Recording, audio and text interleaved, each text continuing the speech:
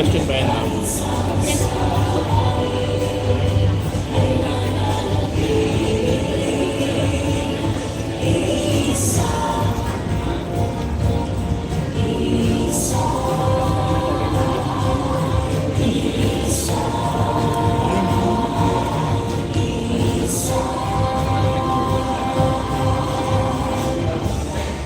Papagtira tayo para mamaya.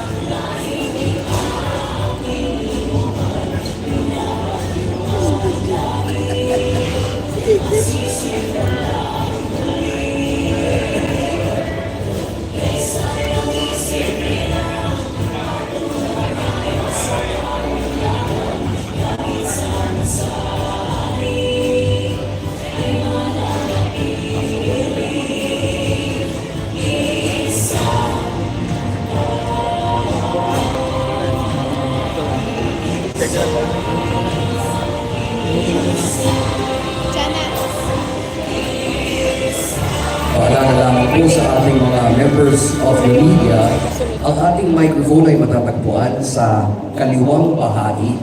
Andyan po, kaliwang bahagi. Pipila lamang po dyan. And please state your name, media organization, followed by your question. Please be mindful of the cameras and tripods all around you para wala pong makatamaan, wala pong matatakpan. Maraming salamat.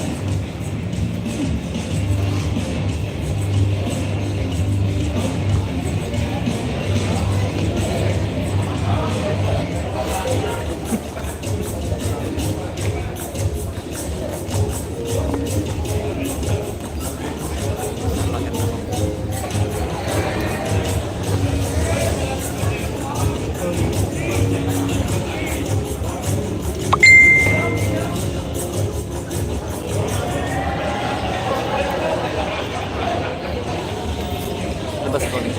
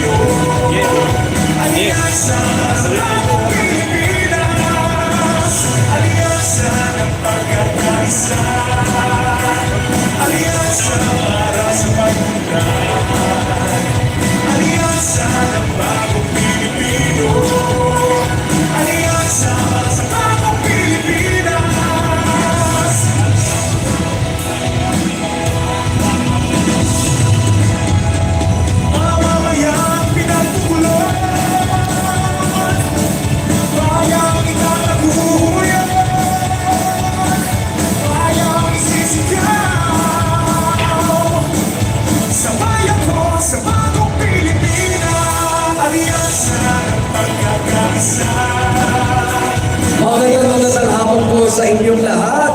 Ako po si Carlo, ang mga kasama ninyo sa press conference ngayong araw para sa Alyansa para sa Bagong Pilipinas Senatorial Candidates. Alam niyo po, painit na ng painit, hindi lang ang panahon, kundi ang laban para sa darating na halalan.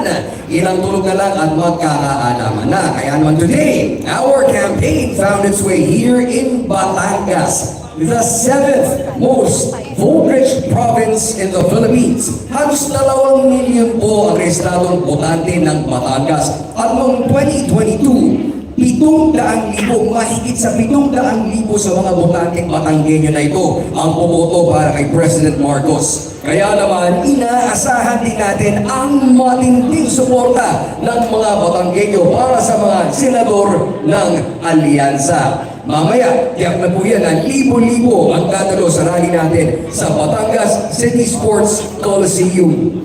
And now, please welcome the senators of the Alyansa para sa Bagong Pilipinas. Una sa lahat, una sa balota, solid na mayor ng at MMDA chairman at DILG secretary. Solid ang plataforma, basta Ilos Abalos. Solid! Numero 1 sa balota, Ilos Abalos, Attorney Benher Abalos. Aliansa ng pagkakaisa, aliansa para sa pagmula.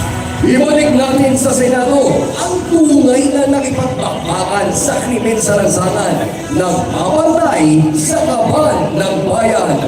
Numero 33 sa balota, Senador Bing Lacson. Aliansa ng pagkakaisa, aliansa para sa Hindi rin siyempre natin dapat kalimutan ang lingkod bayan na never late, never absent. Ang senador ng Pamilyang Pilipino, number 59 sa balota, Senator Tito Soto. ng pagkakaisa, aliansa. Ibalik din natin ang abogado, General Lingkod Bayan, Senate Majority Leader, utol natin sa Senado, tol ng bawat Pilipino, number 61 sa balota, Senator Francis Tol Tolentino. Aliansa ng pagkakaisa, aliansa. Kasama rin sa listahan na ating maaasahan, mga kababayan, ang magiging tagapagtanggol ninyo sa Senado, ang kakampi ng INAPI, number 63 sa balota, Erwin Tulfo. Aliansa ng pagkakaisa, aliansa. Sa mundo po ito, pwede na po natin simulan ang ating press conference. Beginning with the first question, kindly state your name, your media organization, and then your question. So good afternoon to our esteemed senatorial candidates. I am Yishin Gutierrez, the editor-in-chief of CLIMB, the official student publication of Colegio ng Lungsod de Batangas, here in the heart of Batangas. So our question is, many Batangueño students rely on scholarship programs. With inflation and budget cuts threatening education support, what is your stand on increasing funding for local and national scholarships and ensuring fair access to financial aid? Thank you. Tito Sen. Went up 100%. On a personal note, I have promised myself, and I promised our people that ako mismo, yung aking sweldo, buwan-buwan, talagang for 6 years, if I win, I will use it for the education of the poor students. Pero ano lang yan, nakwento ko lang yan. Let me go back further. Saan pa nagsimula yung tertiary education? Karamihan sa mga kababayan natin, di alam eh. Ang alam lang nila is merong nag-file ng bill. Marami nag-file ng bill actually na gawing free tertiary education. But during that year, the year before that was the real reason why Senator Lacson found 8 billion pesos floating in ARM, in the region of ARM. Hindi alam kung saan pupunta kung ano yan. When he found it, he told Senator Recto and myself, during the caucus namin, sabi niya sa amin, anong gagawin natin dito? Bakit yan? Ako, sabi ko agad, alisin natin. Alisin natin yan. And then Senator Ralph Recto and Senator Lacson came up with the idea na ba't di natin ilagay sa college? Sa education muna, education. And during that time, it was only high school, ang free tertiary, free high school tayo, ang Pilipinas. That was the spark. That was the catalyst of free tertiary education. Because what Senator Recto and Senator Lacson did was put the 8 billion into the CHED and DepEd para magamit for the free tertiary education na doon nagsimula yun. So, again, itong narating na budget, if ever we make it into the Senate, I guarantee you we will not allow what happened last year, which is ang laki ng nabawa sa budget ng education at sa health, sa kung saan lupalok nilagay. Hindi kami papayag noon. What we can do is assure you that the budget of education will be there And as a matter of fact, if necessary, because I believe that we should upgrade the quality of our teachers and not only our students. No? So if necessary, dapat nagtaga pa nga. Thank you. Salamat. Senator Lasso.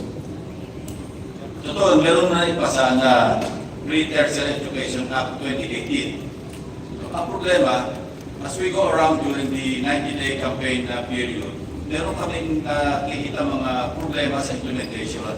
Number one, minsan matagal pinauna mo na, ina-advance mo na ng mga parents ng mga scholars.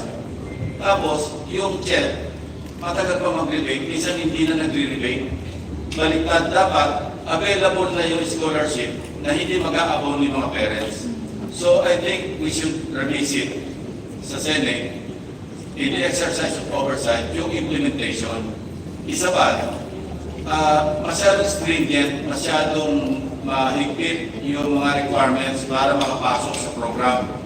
Simple lang naman yan eh. Pag may SUC sa isang region, libre lahat yun. At kung walang SUC sa buong region, pwede mag-enroll sa private, sagot pa rin yung pondo para sa pre-tertiary education. Maganda yung proposal na nakuha namin sa Pangasinan when we went there, na yung local scholarship program nila, hindi na yung masyado mataas ng standard. Kasi napaka-importante sa mga bata, makapag-aral, makakuha ng diploma para mag-qualify sa pag-apply sa trabaho. So, pwede namin pag-aralan yun na hindi naman ma-sacrifice yung masayang yung pera na hindi naman nag-aaral yung mga bata. But, you know, kung pasa 75 at kung halimbawa bumagsak man, huwag nang itigil, suspended, pero baka naman mayroong malalim na dahilan yung bata kung bakit hindi siya naka-afford na makarating sa standard.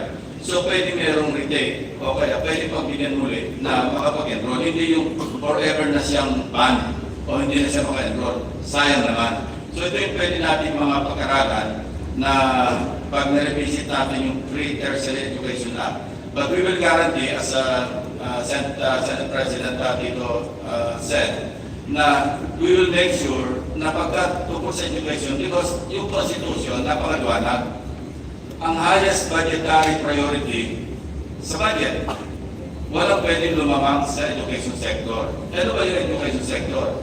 DepEd, JED, TESDA, XUCs, yan lang. Pero dahil nga binawasan, nag-violate tayo ng Constitution doon sa pinasa nating budget. Tapos saan? Tumaas pa yung DPWH budget kesa sa education sector. So, yun, titignan namin mabuti pag nag-deliberate kami ng national budget. Thank you. Yes, Mayor Avalos. Siguro, tingnan muna natin. I mean, I agree with both gentlemen about this. Dapat naratasan. But then, aside from the national, let us also look at the local. Maraming LGUs dyan na may pera talaga para to supplement kung ano makakulangan. In fact, yung ating SEF, Special Education Fund, is too stringent. Pwede mong luwagan ito eh. To also help those na mga scholars up to tertiary yung kinakailangan. No? Hindi nga yung before. Medyo pinagmamawal eh. It should really be dapat talaga tinamay dito. Education plays a huge part because my family, yung pamilya ko ay isang example ng value na education. Yung aking lola ay isang locker girl sa Wawa. Isang katulong. Ang lolo ko isang hardinero.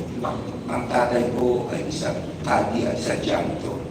It is because of education. Na talagang sabi nga nila, education is the great equalizer. Aside from this, tignan din natin, kasi hindi lang ba yung leader education, araw-araw, kailangan magtrabaho yan eh. Mamasahin niya, baon niya, etc. Tignan din natin, imayin natin, ino ba talaga yung poorest of the poor dito na kinakailangan tulungan. Kasi sa amin, sa Mandaluyong, may baon yung senior high school eh. Binibigyan namin monthly. Siguro, luwagan natin, mga LGU basis, kung hindi talaga kayanin sa national, baka may konti pang pabaon niya. Let's see. But what is important is there must be the emphasis on education. Senator Tol. Well, I support the notion that the budget of the education technical sector should be augmented. At ganoon din po yung sinabi ni Senator na yung local. Here in Batangas, tinulungan ko kung maitatag yung Liceo de Laurel, isang local college dito po sa Laurel, Batangas. Tinulungan ko rin po na maging lusod yung Kalaka. Yung Kalaka na yun ay merong Kalaka Global College.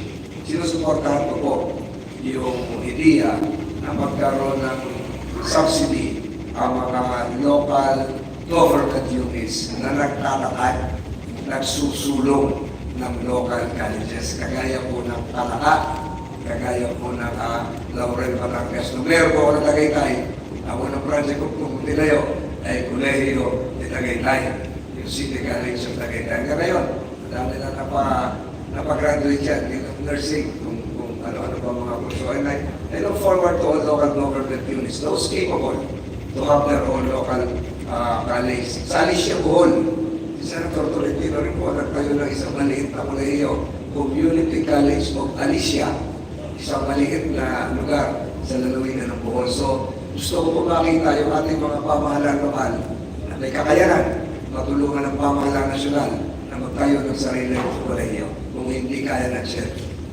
Congressman Erwin. Well, dadagdag ko lang, two things. Siguro greater access ng mga estudyante sa social services ng DSWD. Remember when I was DSWD, lalo na pagpasukan, pumila napakaraming bata the whole of the Philippines. We spent billions, in 3 days, para mabigyan lang pang ng gamit.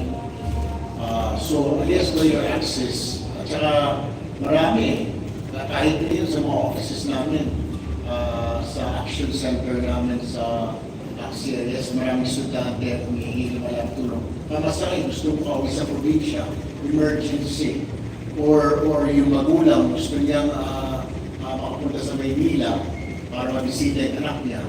These days, marami tayong estudyante na hindi makauwi. Gusto umuwi pero walang money.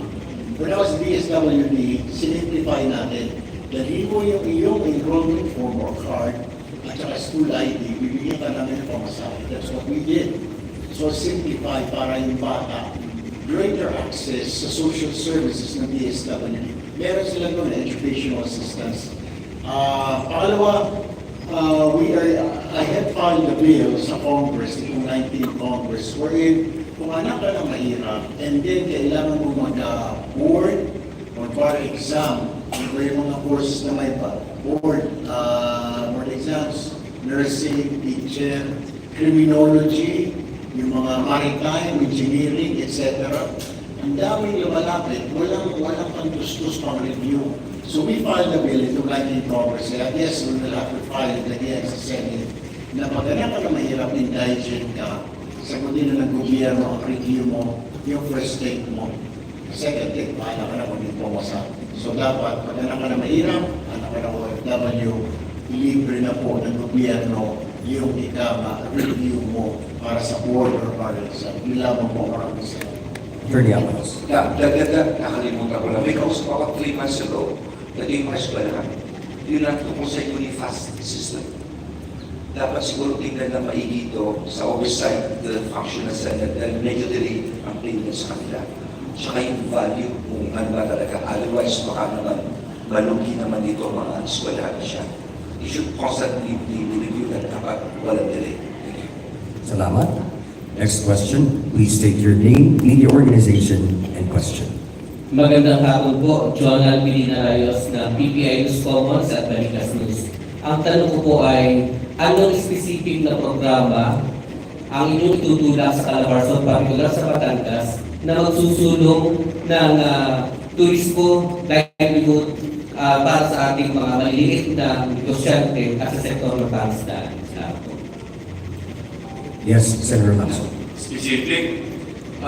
Itulang natin yung kapakanan ng mga MSMEs. Ito yung medyo neglected na sektor. Samantalang sila yung pinakamalaking kontribusyon para sa ekonomiya ng bansa. 99.5 at least % ng industriya natin, enterprises, MSMEs, micro, small, medium enterprises.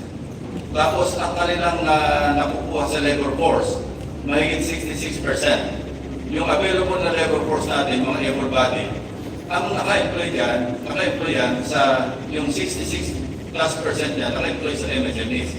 So bakit hindi natin masyadong matutulungan ng mga MSMEs? Nasa ganon, ito yung talaga magiging pinaka-engine ng hindi na sa Batangas, sa buong Pilipinas. Pero parang napapabayaan, parang ang focus natin yung mga big ticket na mga investments galing sa ibang bansa.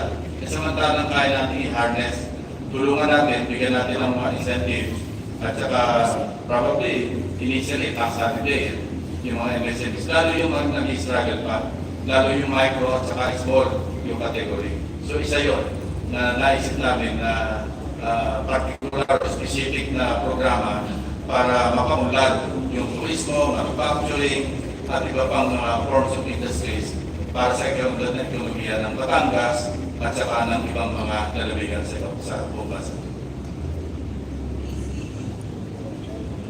Senator Go.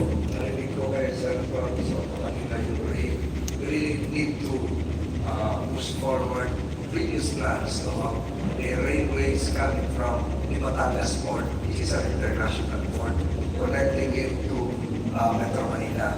Napakalaki po ng involvement ng logistics dito at yung manufacturing po ng Batangas, hindi na po siguro mababaliwala po yun.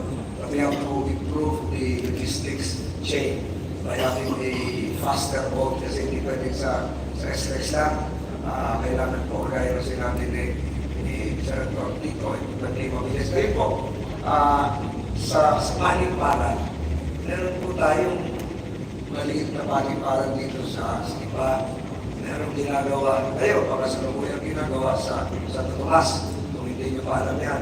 Meron ginagawa ngayon na ala F1 na racing complex sa Batang Garcia.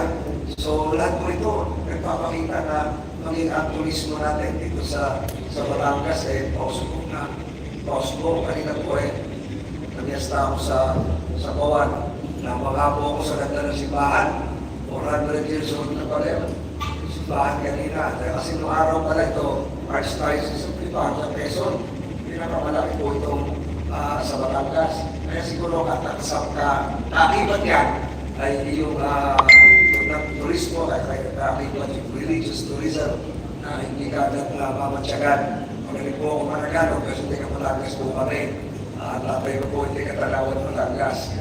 So yun po siguro, kagaya po nung sinabi ni Senator Nason, small business scale, dapat sa pamahan po yun. Salamat po. Okay, yes, Senator Sa Go. lilit pa. Kanina kasi nabanggit po sa pag-usap namin ng mga mayors, pati yung Secretary Ram, kasi siya yung Secretary of Finance.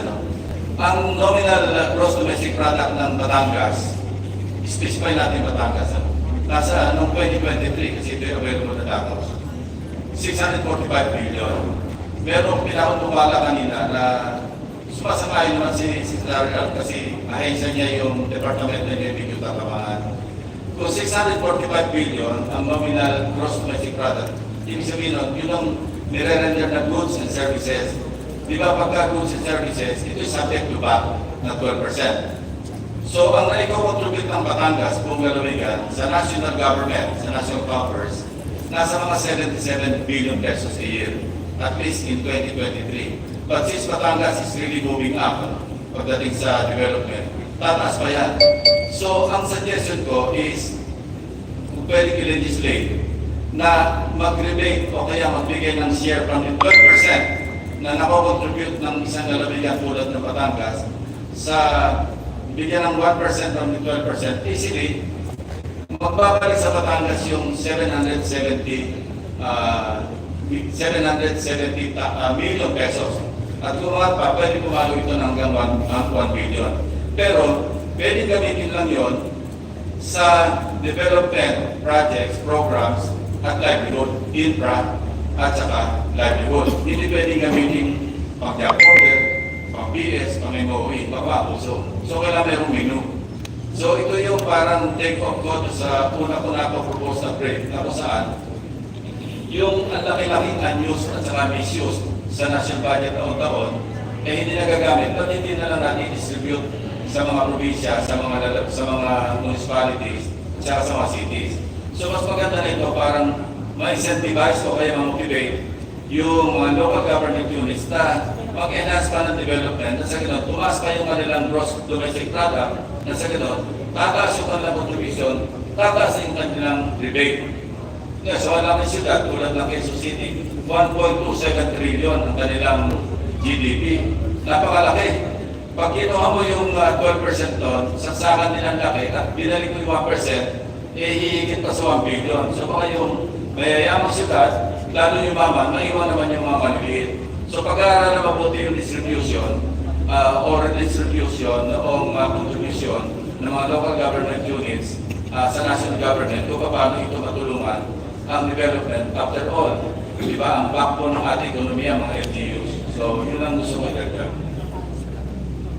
Thank you. Now we move on to the next question. Please state your name, media organization, and question. Magandang hapon po. Logan Hapir po ng Kawalan News. Tanong ko po ay, paano niyo po susolusyonan ang traffic at ang transportation po dito sa lalawigan o partikular dito po sa Batangas City?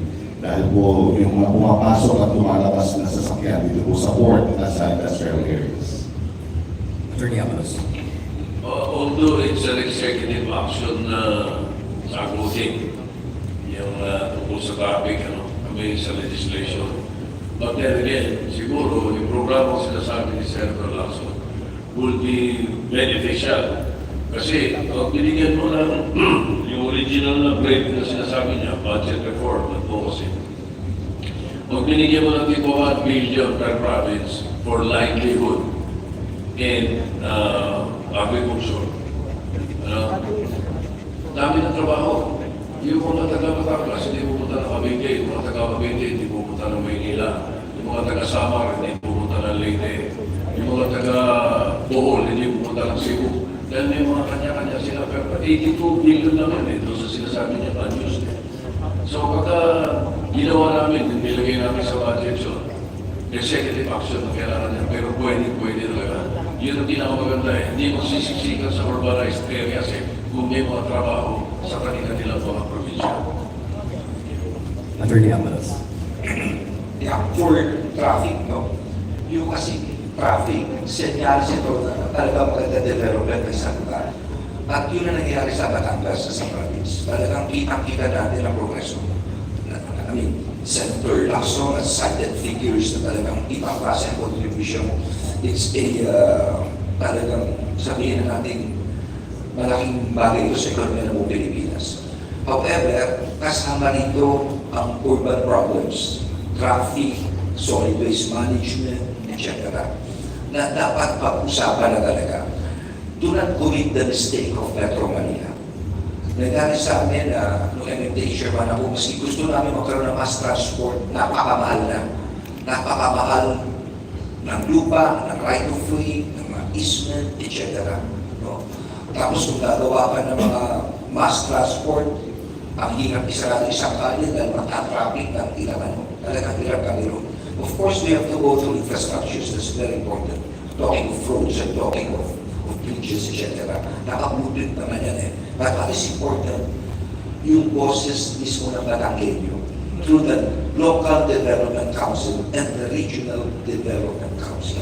Ngayon, kung gagawa pa tayo ng mga bagong kalye, at parang di ko sinasabi ito, mass transport wag natin kalimutan, particularly trains. These are all essential ingredients. Because dati ng panahon, just like Metro Manila, dumami na sasakyan, isang oras lang, ilang kilometro lang, 3 oras ka na. Hindi malayo mangyari sa Batangas ito because of the enormous development of the province. Ngayon pa lang, dapat i-blueprint na it could be a train system, a subway system, MRT system, for whatever it is. Ngayon pa lang, planuhin na ito at simulan na gawin ito.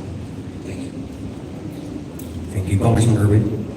Well, let's just remember the prosperity in every area comes with problems. It comes with problems. Maasenso yung lugar, maraming negosyo papasok, nadami ang tao. Sisikip yung mga kalsada, because na negosyo. So doon lumugin ang tao. Solution dyan is funding. More roads, wider roads, kaya mga skyway, yung mga train system. Pero syempre, malayo pa yan because we don't have enough money. So the pinaka-solution is widen roads, mga flyovers, para solusyonan yung problema sa traffic. And then yung mass transport system, kailangan talaga yun. Kasi kaakibat yun. Kasi kung yung lugar na walang asenso, hindi naman pupuntahan ng tao, hindi tutubugin ng tao, walang tao, ganun pa rin. Pero pag umasenso, may negosyo, kumikita, dumadami yung mga residente, magkaka-traffic. So kailangan, in every prosperity, dapat may naka-ready na mga solusyon. Hindi lang yung mga traffic, pati crime, criminal crime, makakaakyat din, and may mga highway. So we have to prepare for that, and we have to choose. Ano ba, like, gusto ba natin umasenso? Gusto ba natin umulan ng lugar natin? Pero may mga kakibat siya. Kung ayaw mo naman umunlan, hayaan mo lang. Patayo yung bayan, hindi ka, walang problema. Yun lang. Thank you. Yes, Senator Blanco. Ang traffic kasi, consequence ito, no? Good or bad, ng tatlong E's. Alam natin ito, traffic, enforcement, education, engineering. Kung kulang yung engineering, yung isang E, wala rin masyadong magagawa yung enforcement at saka education. Kasi alam mo naman ang attitude ng mga driver, di ba? Pag siksikan, kanya-kanya unahan nila eh. Tuto na sa engineering. Ang engineering is a function of infrastructure. No, kami naman, dahil ano ba yung, saan ba nagagamit yung infrastructure program? Sa national budget. So sisiguro din natin, as I have always done in the past, nung nasa Senate ako, lagi ako nagbabantay ng mga maling mga insertions, maling mga realignments sa national budget. Na sa ganun, mapunta yung pondo, yung mga items, yung mga appropriations, sa mga items na talagang dapat naplano ng agency or agencies concerned tulad ng DPWH, DOTR, even DepEd. At sa ganun kailangan meron siyang nakakonect siya doon sa mga needs and priorities of the local government units. Kasi kung merong disconnect, hindi rin mangyayari. Kasi kaya ang laki-laki ng unused appropriation sa ating national budget, year in, year out. Dahil wala nang coordination yung mga mababatas tulad namin. Singit lang ng singit, hindi ba na nagkukonsulta doon sa mga implementing agencies? Kung walang coordination, hindi alam yung walang program of course. Nasabi ng Pangulong Bongbong Marcos ito, nag-veto siya, di ba? Na paano i-implement ng DPWH ng DOTR? Wala pala silang pinangawakan na mga program support. Kung walang program support, walang planning, so maiiwanan nyo sa budget na unused, nasasayang lang. So, deliberate kami, naabot kami ng madaling araw, pagkatapos hindi magagamit yung budget na naipasa ng Kongreso or ibibigto ng Presidente. So, mas maganda talaga, may convergence, may integrate yung legislative agenda, particularly sa basis ng national budget, ng General Appropriations Act, doon sa mga implementing agencies at saka sa mga local government units. Kasi nakakaalam ng pangangailangan at prioridad ng kanilang mga lugar. Thank you. Next question, please. Magandang hapon po. I'm Ruben Brandas po, Filipino Mero. Bilang isang sentro ng industriya at enerhiya, kinakaharap po ng Batangas ang parehong mga oportunidad sa ekonomiya at mga panganib sa kapaligiran. Paano po ninyo babalansehin ang pagunlad at ang pangangalaga sa kalikasan at napapanatiling kaunlaran? Salamat po. Thank you po. Dito, Sen. Alright. Sabi ko nga kanina, pag umuunlad, may makakakibat ng problema. Isa po yan dyan yung tinatamaan yung environment natin. Kaya nga po dapat pag-isipan na mabuti, pag-aralan na mabuti. I'll give you a case in point. Yung reclamation sa Manila Bay na tuloy-tuloy na ginagawa, pag-uunlad yun, income yun para sa Pasay. Pero Ang downside po noon, marami mga isda ang nawala ng hanap buhay.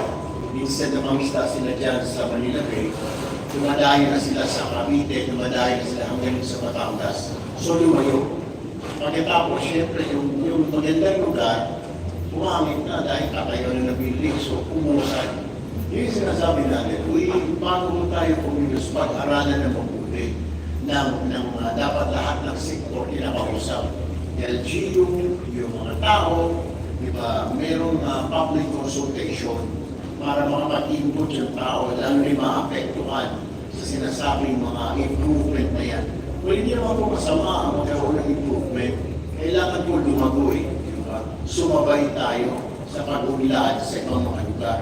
Kasi kung hayaan mo lang walang mangyari, we have to carefully study para tatamaan ba ito?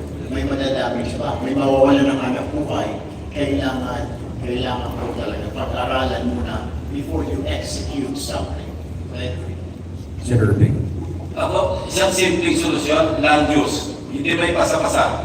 Kasi meron nag-dribble.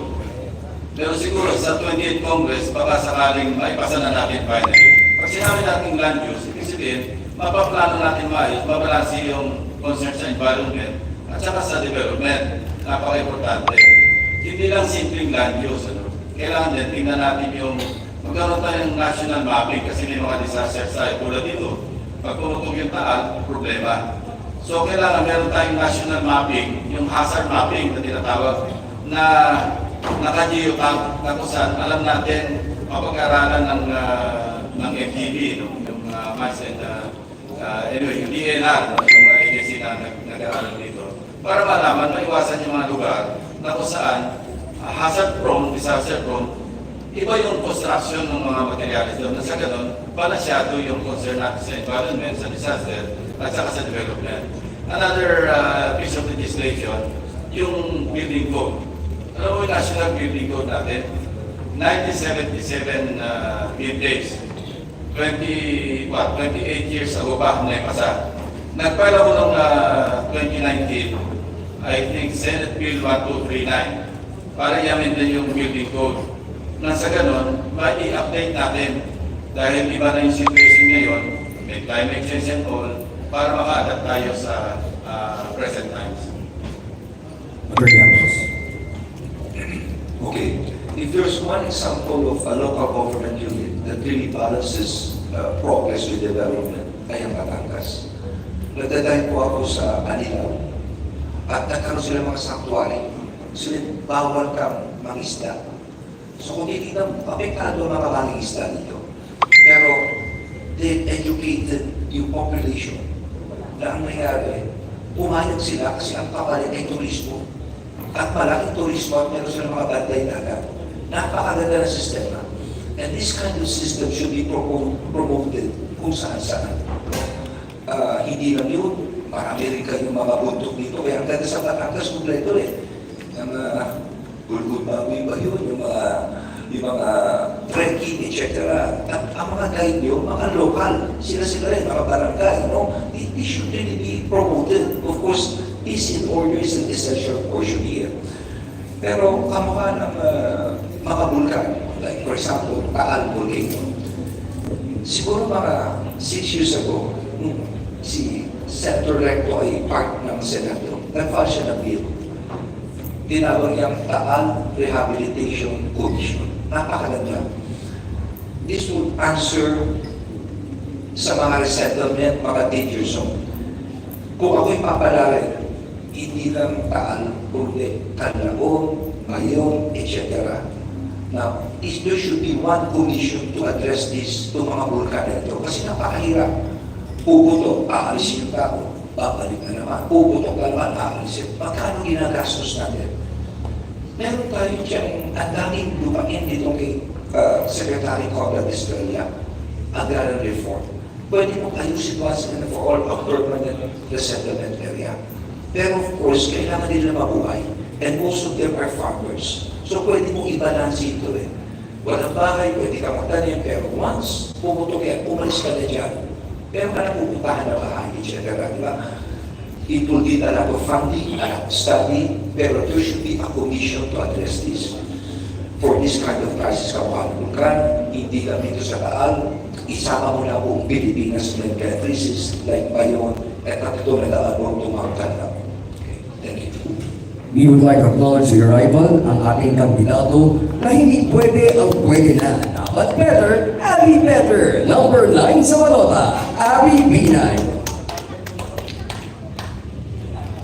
Meron po pong mga karagdagang sagot sa tanong sa pagbalanse po ng progreso at ng pag-iingat po sa ating environment.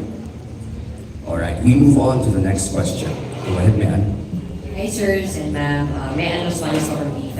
Sir, natanong na ko in the past stories, but we're gonna ask it again in the context of dito sa Batangas po kasi may political family na talagang medyo tearing kasi dahil tumatakbo ng iba't ibang posisyon in isang probinsya. Your stand on political dynasty, sir. Are you willing to tackle this once you become part of the 20th Congress? Have a clear definition of this and whether to prohibit it or not po?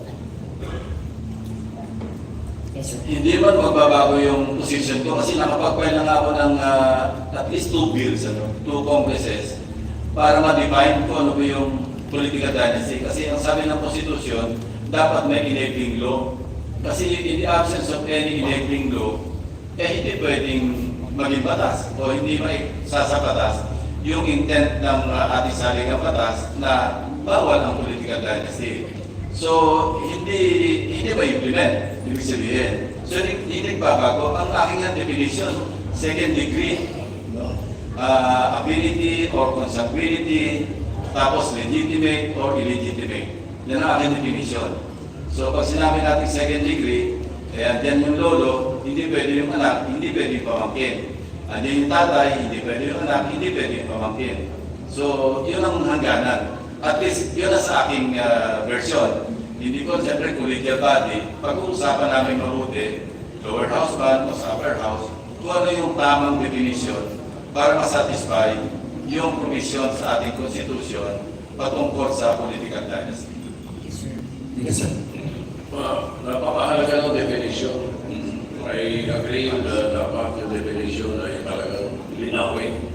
Kasi yung mga enabling law natin sa Constitution, in my experience, may mga enabling law na misinterpret. So, yun nga parang ito. Baka mag-enabling law, baka mag-misinterpret din. Okay, kasi nga, isa sa mga dinibate namin yan, 1993 pa, dinidibate na namin yan. Hindi matuloy-tuloy kasi yung definition, hindi maayos eh. Sabihin kong legal o illegal na anak, okay lang yun. Tama, kasama sa dentist yun. Yung hindi legal na asawa. Diba? So, yung iba, i-disenfranchise mo yung asawa, pero yung girlfriend, hindi mo di-disenfranchise. So, nung sinabi namin nung araw yan, sabi sa akin ni Senator Pali, sabi ni Orly Mercado, hindi, let's put it in the law. Sabi ni Senator Gonzales, na siya ni Senate President namin, we cannot legalize the illegal. Sabi niya, pag nilagyan natin sa batas, nilegalize natin na pwede ang ibig sabihin, yung business pala ina-acknowledge. So, isa yun. So, that can I define. Number 2, anong definition ng political dynasty na dahil magkamag-anak sa anong pwesto? For example, ako na example, senator, nanalo ako, senator. So, paano si Pico? Dynasty ba yun? Mayor ng Pasig yun eh. Yung anak ko, vice mayor ng Quezon City, dynasty ba yun? Kumagara ko nga, pero iba pwesto eh, hindi naman sa, di ba? So, kailangan maliwanag na definition niya dahil sabi ko sa inyo, 1993 pa, dinidibate na namin yan, hanggang ngayon hindi ako makatanggap ng magandang definition. Pagka tumama ang definition, you have my 100% support. Senator Ping. Nakalimutan ko, yung definition ko, yung concern ni Tito Sen, kasama sa definition, sa aking panukalang batas, yung Sen City. So, hindi applicable ito kung senador, tapos may kamag-anak siya na mayor. Kasi magkaiba naman eh. Pero kung Sen City, Sen Province, Sen Town, pwede mag-apply. Yes, Congressman Erwin. Alam nyo, Yan ang gray area ng konstitusyon natin. Hindi ko maintindihan kung minadali ba ang gawa nito, basta ipasa na lang natin sa Senado, sa Kongreso, bahala sila gumawa ng inibrigyo. Kaya tuloy yung translation ng iba, hindi nakakaintindi. Malinaw eh, nakalagay anti-dynasty. Pero tama sila yung mga kasama ko. What does it mean? Dynasty ba kung anak mo papalit sa'yo? O dynasty ba kung yung anak mo sa ibang pwesto? O kapinsan kayo? What is dynasty? You know, iba pala, aabutin mo tayo ng diskusyon dito. Baka maubos ang 20th Congress hanggang 21 Congress pa na hindi matatapos-tapos yung diskusyon na yan. Kasi titignan mo, Madam, look at it. Merong magkakamag-anak sa administrasyon. May magkakamag-anak sa oposisyon.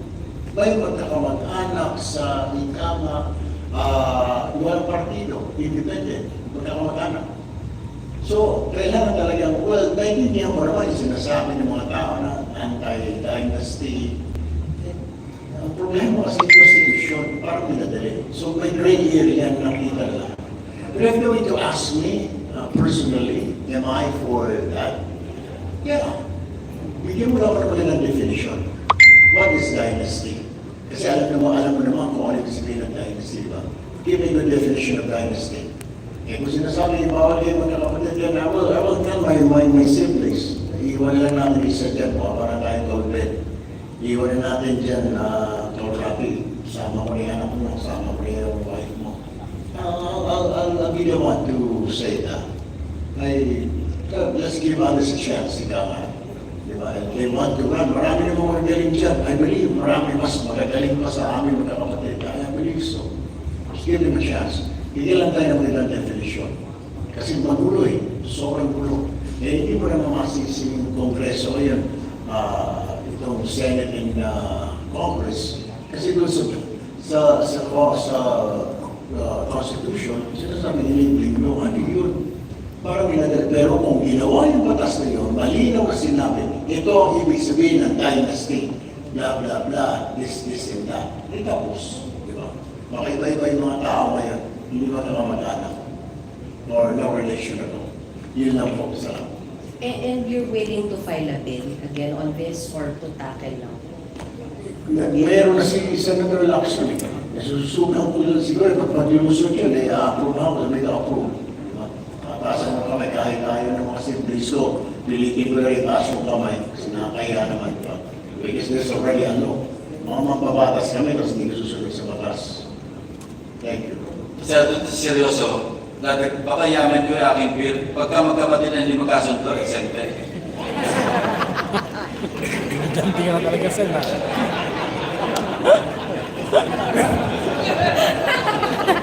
Natawa ko na si Mr. Leon Espanyol. May comment po kayo here. Biro lang yung sa akin. Hindi ko alam kung sinasadya nyo, kakagaling ko lang, nailalanong nyo eh. Nasagot ko naman ako I can't remember what rally that was. But yes, I am ready and willing to consider yung pagpapasa ng batas. Dahil ito ay nasa Constitution. Kaya kailangan po natin na kailangan natin magpasa because it is in the Constitution. But alam po ninyo, pag ngayon na nag-iikot ako sa buong Pilipinas, may realization talaga na may mga pamilya ang lalaki ng angkan. Sinasabi ko nga, look at La Union. La Union, yung unang generation, 15 silang magkakapatid. Sumunod, yung next generation, ilan silang magpipinsan. Tapos sa susunod, ilan sila. So, I guess yun po ang problema pag malaki ang angkan.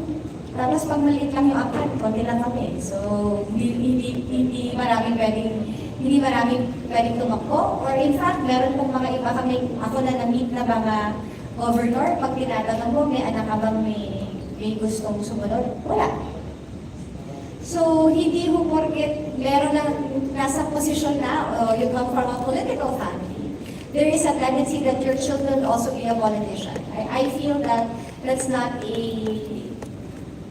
hindi automatic. Pero, again, Gaya nga yun, so ibig sabihin kung magkalaban ba silang tumatakbo, hindi pwede sila parehas tumakbo dahil dynasty. So those are peculiarities that needs to be defined in the bill.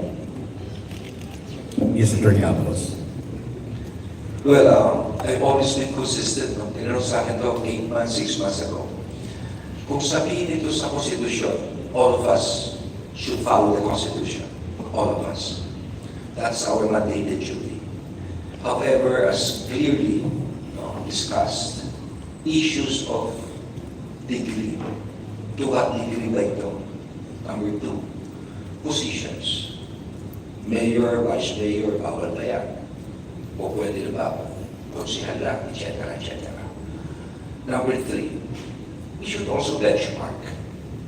If there is a law anywhere else in the world that has this anti-dynasty law, let's see kung paano nila ginawa sa bansa nila and how it is successful or not. So that more or less may benchmarking din tayo rito. Okay. Thank you. Thank you po. Thank you. Next question, please. Good afternoon po, Jamie De Castro from Brigada News FM. Kanina po nababanggit yung pagkakaroon ng balanse, no? Yung pananalita o yung salitang balanse. So, ang Barangay City po may tuturing na may balanse sa iba't ibang industriya at agrikultura. Na marami po ang gustong kasawin. Sana maging katulad ng Batangas City. May balanse pagdating sa industriya, sa iba't ibang industriya at sa agrikultura. So, ano po kaya yung inyong plano? Para matulungan naman yung iba't ibang mga lokal na pamahalaan. Kasi aminin po natin, marami po mga lokal na pamahalaan na hindi nakakasabay. Dahil iwanan sila. So ano po yung mga plano na yan? At para po masundan naman yung mga umuunlad pang mga syudad o bayan para po makasabay naman at wala pong maiiwanan at mahihirapan. Thank you po. Attorney Avalos. Let's amend the local government code. Ang local government code ay ito yung code na ginawa 30 years ago that defines the function of the governor, vice governor, municipalities, and the national government. Let's face it, hindi lahat ng local government unit o lokal na pamahalaan ay mayaman. May mayaman na probinsya, may mahirap na probinsya. I'll tell you one thing, nakalagay dito na ang barangay daw ang magpapagawa ng barangay road. Naging DLG po ako naging mayor ako. 99% ng barangay, hindi nila kaya yan. Number 2, ang eskwelahan daw ang mapapagawa lokal na pamahalaan. Hindi rin kaya yan. Issue ni the Department of Education. Number 3, tertiary hospital. Hindi through COVID. Ang mabigat dito, kung tertiary hospital, ay mga situation, nakasaad sa local government code, probinsya raw. Hindi lahat ng probinsya mayaman. So kung hindi siya mayaman, wala siya ganong kakailangan, sino magsasawa? Ang mga mamamayan niya. The Department of Health should come in. Not mentioning the fact that 4th, 5th, and 6th class municipality, walang mga abogado. Ang ginawa ko nga nung araw, sabi ko, kahirap nila DILG ng abogado. Kasi kung minsan, kung pupunta sila sa probinsya, kalaban nila yung governor. You also have to look at that. Number 7, solid waste management. Isipin mo, napakasimple tapo na ng basura. Nakalagay dapat HLGU. Hindi rin kaya. So ito, inisa-isa na namin ang function. I've made consultation with the League of Governors, League of Mayors, League of Councilors, League of Barangay Captain, at narin sa national. Himay-himayin dapat ito. At doon makikita yung balance. Kung sinong may kulang, dapat pumasok ang national government at siya pumulong dito. Ganun po ang aking sagot po rito. Thank you. Dito, sir.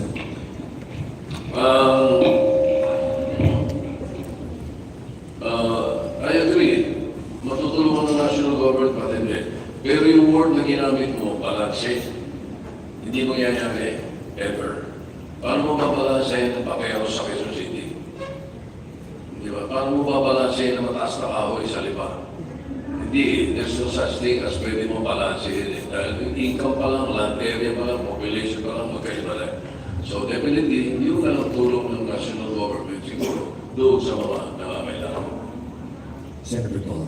Siguro you should realize that this Congress, 19th Congress just passed the automatic reclassification of LGU finance. Yung marami yung fourth class dito sa Batangas, first class. Maraming fourth class, second class. Maraming third class, first class. Nationwide. Napadali yung proseso before na dapat sa Bureau of Finance. Sa Kongreso, taon. So with this, na-increase po yung financial capacity ng mga pamahalaan lokal, yung credit power po nila. Hintayin na lang po natin itong magbuka. So siguro bigyan po ng isang taon. Marami pong mga pamahalaan lokal kayo natutuwa. Marami na po ako nakausap sa Quezon, sa Bicol, malaki pong tulong sa kanila ito. Mr. Erwin. Well, sabi nga kung malamit ka sa kusina, kaswerte ka. Let's face it. Kung si mayor mo, di ba, malayo kay Kong or kay Kong, problemado ka na ngayon, di ba? Hingi ka ng budget, walang budget, bibigyan niya sa ibang bayan ng district or governor mo. Mapalad niya kayo sa Batangas because may one Batangas na ngayon. Ibig sabihin, kasama na. Walang iiwanan ni Lucky at Key at ni Secretary Rancho. Ibig sabihin kasama kanina sa lunch namin, lahat ng bayan ang tuwa. So, because of one Batangas, makakasama, lahat makakatikim, di ba? Pero yung ibang areas, hindi naman dito siguro sa ibang areas, may problema. Si Mayor, galit si Kong, galit si Go, kawawa naman yan. Wala nang matutunguhan. Kaya, malayo ka sa kusina, huwag ka na umasa. Hindi naman yung balance eh. Ngayon yung sa'yo, unbalance. Salamat. Thank you. Any additional insights? Then we move on to the next question.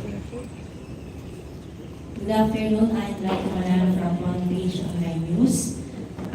Bilang sa mga senador po, paano niyo po matutulungan ang ating mga LGUs like Batangas para ma-improve pa yung ating mga rural health centers, yung mga health centers natin, provincial hospitals, at mga district hospitals. Thank you. Yes. Simple lang po ang sagot ko, dinagdagan ng budget nila. Pero ang problema po ay hindi lang po yung pagdadagdag ng budget, kung hindi yung meron kang rural health center pero wala kang doktor. And that is a reality. Kahit sa amin sa Makati, kahit mataas na po ang sweldo, wala pong nag-a-apply ng doktor. O may mag-a-apply na nurse, after 6 months, 1 year, aalis na siya. What more dito sa mga rural areas na walang kapasidad na magbayad ng mataas na sweldo, o may kapasidad naman, pero wala pong nag-a-apply. So those are realities. Hindi ko alam kung effective pa yung requirement na dapat nagbibigay na nalilingkod sa rural. But that is mandatory, but only for a short period of time. Pero pagkatapos na pwede na silang umalis. Siguro ang kailangan din natin is yung paigtingin pa rin yung batas kung saan dapat nga maglilingkod muna sila sa rural areas bago sila mag-abroad. But mahirap kasi yun dahil mas malaki yung sweldo sa labas eh. It is a reality. Pero yun nga, dagdagan pa ng budget DOH at tignan mo pa paano ginagamit ng DOH ang kanilang pera dahil ang magkaka-remit ko ay may pera ang DOH pero hindi ginagamit ng tama. 30 hours. Ang problema sa ospital kasi, alam ni Abby yan naging mayor kami pareho. Madali magpatayo ng infrastructure, ang mabigat yung maintenance. Ang sweldo ng doktor, yung gamot, equipments. Buwan-buwan yan, napakamahal ng lalo na yung mga magdadali na doktor. So, kamukha na sinabi ko kanina, yung tertiary hospital, under the local government code, nasa probinsya. Pero hindi lahat ng probinsya kaya ito. So, dapat siguro, lagyan ito ng blueprint ng Department of Health. Ano yung mga probinsyang dapat i-take over na nila? Talagang hindi kaya eh. Pangalawa, we are archipelagic. Marami yung mga isla, at yung mga isla ito talagang hirap. Kung minsan, nakakadiscuss sa isa eh. Kaya nga nag-usap kami dati ni Secretary Costa dahil ang problema ng mga mayor. Nagkaroon sila ng parang ship ambulance na bangka, na mabilisan. So, I believe in super health centers. No? Maski health center lang siya, pero emergency, tubig, x-ray, etc. Hanggang makalipat sa ano. No? So, in a way, I agree with Abby. There's no, kundi, bigyan mo talaga ng pondo, what is important, i-identify mo na ngayon pa lang. Thank you. Congressman Irwin. Dalawang bagay. Ako ay nasa 19th Congress o na I have served. Ang priorities kasi ni District Congressman mo, ano ba ang priorities sa lugar ko? Is it health or is it development? Development, infrastructure, kalsada, tulay. Yan ang karamihan nire-request ng mga district lawmakers natin. Nakikita ko sa NEP, National Expenditures Program, nakikita ko yung request ng halos lahat ng mga mabatas na representatives. Infrastructure, tulay, kalsada. Kasi development yun. Brings business, farm to market road para mailabas yung mga produkto nila. Or is it health? Nalusugan ng mga bayan na magpapatayin siya ng hospital. Hindi naman pwedeng lagi-lagi umiin. Once a year ka lang pwedeng umiin ng pondo. Ano unahin mo? Yung infrastruktura, yung mga for development, ekonomiya, or yung health? Yun yung isa. So kailangan pagpilian yan. Pag-isipan ng LGU at saka ng congressman yan, ng governor, ano ba yung priority natin sa bayan mo? Prioridad lumabang kalsada, farm to market road, para maadala mo yung mga produkto sa baba, sa bayan, or kalusugan ng hospital. Pangalawa, susugan ka lang yung sinasabi ni Senator Abby. Tama po yun. Wala po tayong kasing batas eh. Ang plano ko po, kung nakalusot po tayo, magpapahid po tayo, requiring yung mga nag-graduate po sa mga SUC, State University Colleges, mga nurses, mga medic na mag-serve at least 1 year sa mga rural areas o sa mga lugar. Kasi pinag-aral ka ng gobyerno, kailangan ba ibalik, di ba? Kaya wala pong iniwan yan sa PMA, yung mga PMA graduates namin, tapos na gusto naging sundalo, they have to serve at least 4 years or 8 years na. So they have to serve 8 years bago sila pwede mag-sibilyan, magpiloto ng aeroplano, ng sibilyan o mag-seaman. Kailangan mo nilang bayaran dahil malaking in-invest ng gobyerno, gano'n din dapat dito sa mga medical field. Nag-invest ng gobyerno, libre yung tuition mo, naging medtech ka, naging nurse ka, naging English ka, naging doktor siguro. Kailangan mag-serve sa gobyerno, di ba? For 1 year or 2 years para mabayaran mo. Yun ang gagawin ko natin pag nakalusot ko tayo. Maraming salamat po. Yes, Mayor Abby. Yeah, napakaganda yung suggestion ni Congressman Senator Irwin. Dahil kung ang PMA na gastos ng gobyerno, ang kontrata namin doon talaga 8 years mag-serve ka. Otherwise, you have to pay back. Pagka nag-resign ka earlier than 8 years, parang yun ang kontrata. So, the same should be applied sa mga SUCs. After all, scholarship eh. So, pag silpihin ng sabihin natin 1 or 2 years, tuta may continuity naman yan eh. Every year, meron nag-graduate, pero papalit para magsilbi sa mga malalayong lugar sa Pilipinas. Mayor Abby, then to the Senate. Meron naman ano yan eh, may presidents. Kasi yung ating doktor para sa bayan, yung free medical scholarship law natin, ganun yun. Ano doon, nilagay natin yun eh. So kung 5 taon kang pinag-aaral, 4 na taon kang pinag-aaral ng gobyerno, 4 na taon ka muna magsiservisyo doon sa region na kung saan ay ginawa, naging doktor ka based on the scholarship of government. Pay back. Ganun yun. Kung 2 taon kang pinag-aaral kasi 3rd year ka na, 2 taon, kailangan mag-servisyo ka. Doon na sa batas ngayon yan. So may precedence yung sinasabi niya na pwedeng gawin natin doon sa mga ibang scholarship programs ng gobyerno. By the way, doon sa medical scholarship program natin na payback ka ng trabaho, kung gusto mo umalis at ayaw mo, ibabalik mo sa gobyerno lahat ng dinastos sa iyo sa 4 o 5 taon mo. Ganun yung nalagay sa batas. Thank you, Mayor Abby. Sorry, just to add, sa Makati po, kahit po mayaman ng Makati, we decided to enter into the biggest PPP in healthcare, which we recently opened last week. Siguro yun yung isa ring bagay na pwede mong i-consider. Bakit po lagi ang PPP natin ay tollway, tulay, when we can also enter into PPPs when it comes to healthcare. So that's something that we can ask the LGUs to consider and even the national government para i-push po yung PPP on healthcare. Thank you.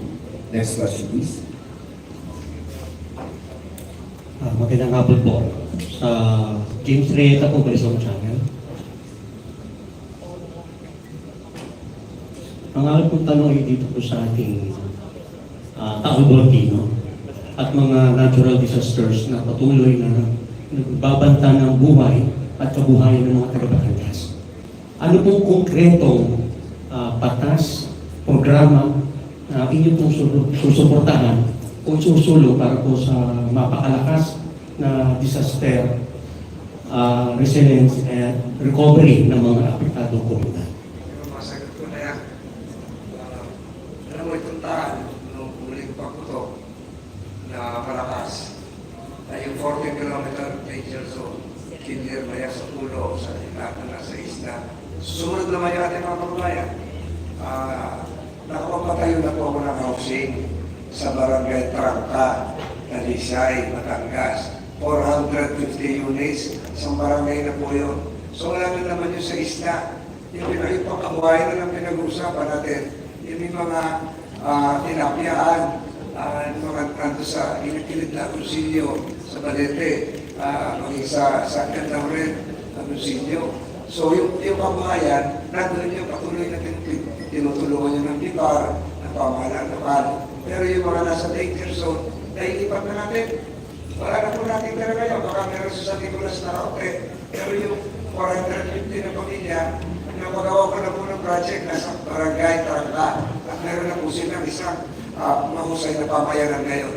Kung gusto niyo pa siya na.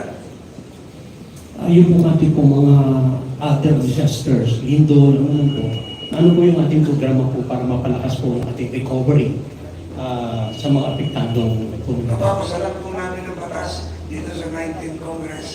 Nakakasira na yung boses ko. Lahat po ng lalawigan ay magkakaroon ng provincial disaster evacuation center. Dito po sa Batangas at dalawa lahat, hindi lang sa bulkan, hindi lang sa pagputok ng bulkan sa Sorsogon o sa Mayon, sa lahat po meron na yan. Yung sa DOST, malaki pong pondo binigay ng Kongreso para po sa mobile equipment. Kung maalala niyo yung pagputok ng malakas doon dito sa Talisay, sa Taal, natamunan yung tilaka-radar, natamunan ng nakabo. Kaya hindi na gumana. So ngayon, mga makababong kagamitan ang ibinigay sa DOST. Pero wala po makakapag-predict ng lindol. Yung bulkan, ay magaling na po yung ating P-Box, Pakitong Kanlaon, kanilang na-predict. Maganda rin naman po naging tugon sa Kanlaon.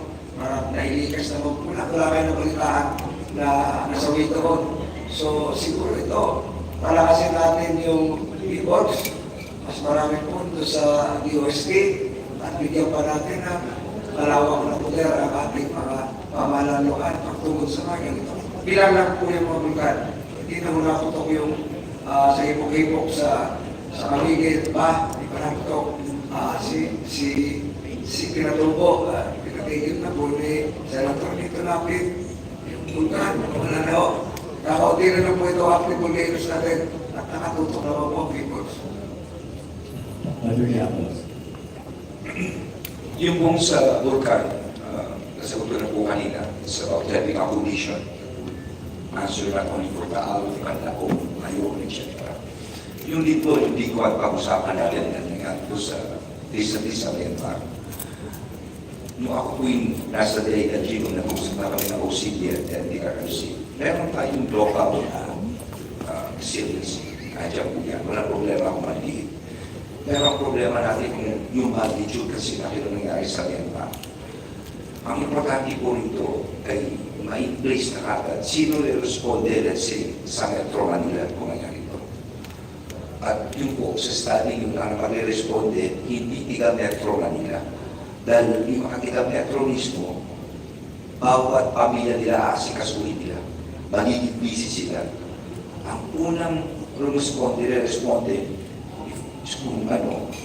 siguro mga tiga Pampanga, dito po sa going north or going south, maaring dito po ating Batangas, and vice versa. So, itong klase ito, to prepare for the big one, dapat in-place na ito.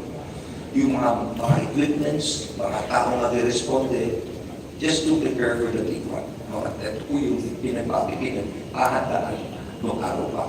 Pero kung kailangan isang lakas ito, gagawin ko na. Thank you. And now we move on to our last question. Hi, good afternoon, Senators. My name is JP Soriano from GMA News. My first question is directed to Senator Tolentino. Sir, Infinitus Marketing has refuted accusations linking them to trolling operations allegedly funded by China. Naniniwala ka ba dyan, Senator, sa denial nila? And meron ka bang hawak na witness na former employee nun na makapagpapatotoo na talagang may ganun silang operations? We'll be having a hearing on May 5. Everything will be under oath. So kung yung Infinitus nag-deny ngayon, o sa media, umarap kayo, umattend kayo sa hearing, mag-subscribe kayo, kung nyo sabihin kung gusto nyo sabihin. Hindi po yung press release yung abogado nila. Umarap sila sa hearing sa Lunes. Mas maganda po yung gano'n. To our senators, senatorial candidates, do you, in this related matter, do you have any measures in mind that would prevent foreign entities from doing such activities in the future? Espionage, trolling, meron ba kayo naisip, not necessarily in China, but if you have specific measures in mind? Thank you. Attorney Abbas. Well, sabi nga ni Secretary, hindi po, we should amend the espionage law dahil nakalagay ron, it should only during wartime. Dapat hindi lang. Pangalawa, dapat siguro pondohan natin mahigit itong DICT.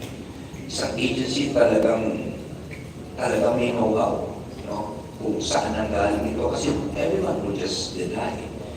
But if there's an entity that will trace everything kung saan ang galing ito, etc., napaka-importante. Because right now, ang number one crime natin is always cybercrime. Before it used to be theft. No? So, it will come in very handy. Thank you. Senator Bing. Same, yung kailangan revisit na natin i-amend or repeal yung Common Act 616, yung anti-espionage, napaka-antiquated. Ang parusa doon, pagka may gera, 30 years or less. Tapos ang pagka peacetime naman, 10 years or less. Ang multa, 10,000 pesos. So kaya multahan yun ng mga nagbabalid. So hindi lang directed against China, but any other foreigner or even citizen or citizens of this country, dapat managot pag-commit ng espionage. And it is the height of treason or being treacherous, being a traitor, kung sarili pa natin mga kababayan na tutulong pa sa foreigner para maligtig sa ating bansa, dapat doble pa nga yung parusa dun eh. Dahil isipin mo, kababayan natin, tutulong ka pa sa hindi mo kababayan para ipahamak ang sarili mong kababayan. I worked with Senator Tolentino for 6 years in the Senate.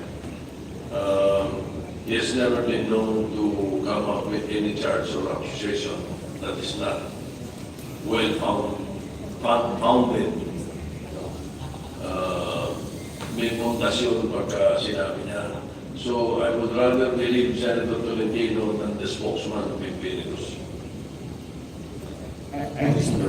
So, this 20th Congress compiled both houses, Congress and Senate, yung para sa anti-fake news. kasama na doon, kung hindi pa mong kasama, isasama ko na yung trolling na yan.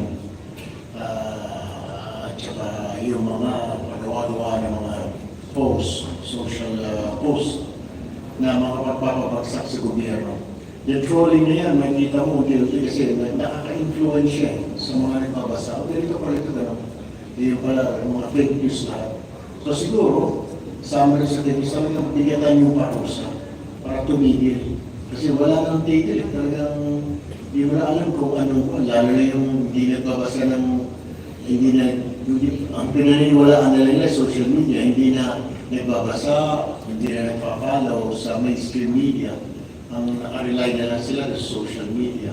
So kailangan siguro natin ang batas na yan, mga trolling na yan, and much more, yung ginagawa ng kumpanya niya, na ang purpose, papagsakin ng gobyerno, dapat talaga mag-iipag sila ng parusa. Ang isa pa sigurong concrete sa budget, i-augment natin yung pag-purchase ng mga technical equipment ng PNP, AFP, yung intelligence community.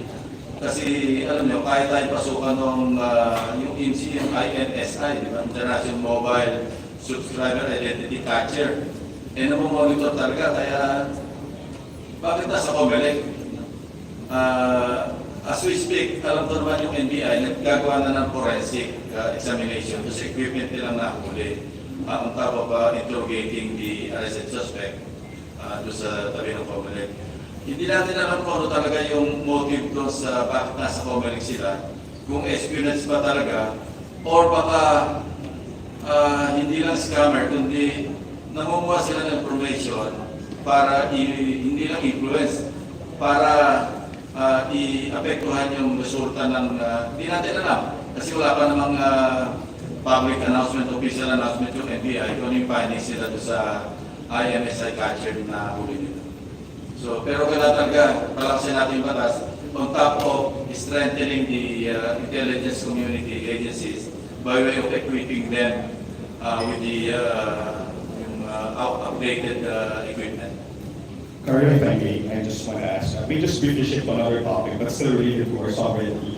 I'm just, since you are all potential incoming senators, I'm just curious kung pagtago niyo ba yung immediate conclusion ng Code of Conduct, COC with ASEAN and China, and you still believe na susunod pa rin pa yun ng other parties? Yes, thank you.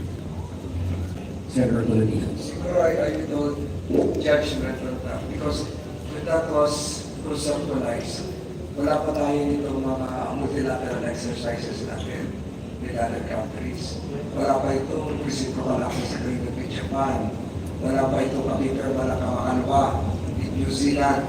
Wala itong forthcoming RAA with France and Germany. So medyo na iba yung configuration ngayon. Before the Code of Conduct, which has involved our ASEAN partners now, we have other countries, even coming from the European Union. So I would without judgment, siguro it can be modified, it can be applied subject to the application of existing and new treaties which the Philippines entered into.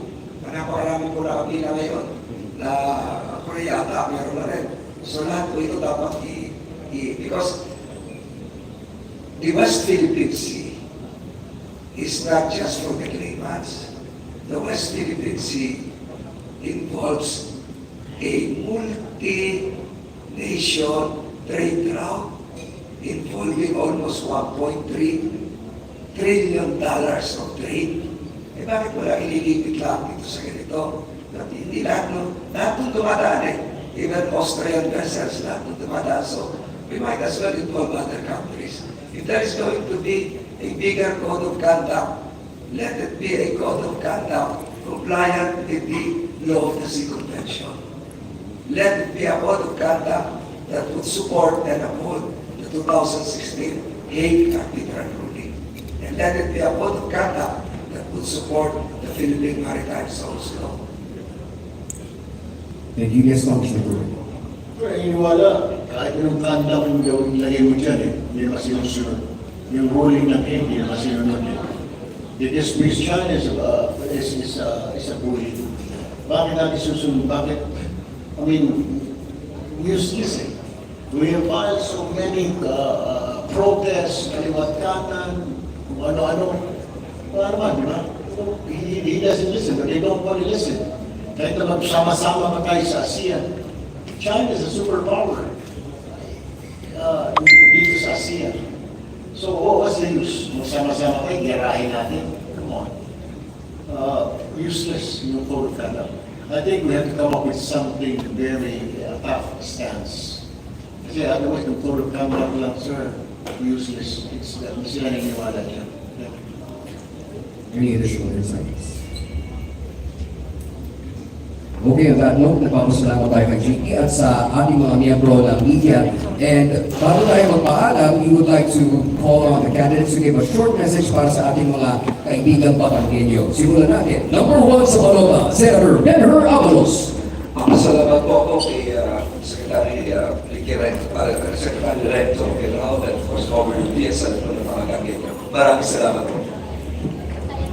Number 9 sa Balota, Senator Abby Binay. Nagpapasalamat po tayo kay Sec. Ralph Recto sa mainit na pagtanggap po dito sa Batangas. Ganun talaga, katakalit po sa pangalan, that's normal. Yes. Number 33 sa Balota, Senator Ping Lacson. Maraming salamat sa inyo lahat sa ugnayan na ito na napagpalitan tayo ng mga puro-puro.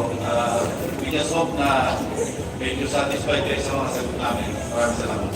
Number 59 sa Balota, Senator Tito Soto.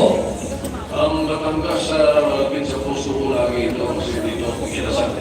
1969, tagal ako. Marami sa inyo dito pinakawala. At saka pagkalinggo, dito rin ako kumukuha ng pagkasolina. Paglinggo sa Malaraya, galing kay Congressman Edwin, saka kay Mayor Liobi ng Batangas. Number 61 sa Balota, Senator Francis Tolentino. Salamat po sa ating mga hosts.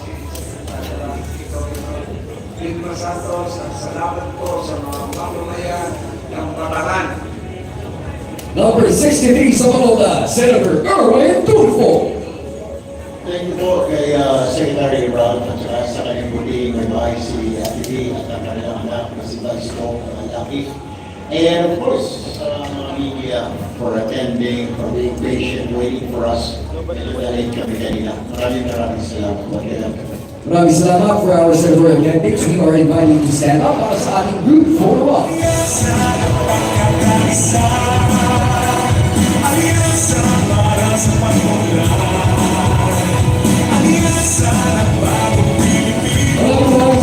sa ating mga friends sa media at sa ating senatorial candidates. Magpupula po tayo ngayon sa Batangas City Sports Coliseum.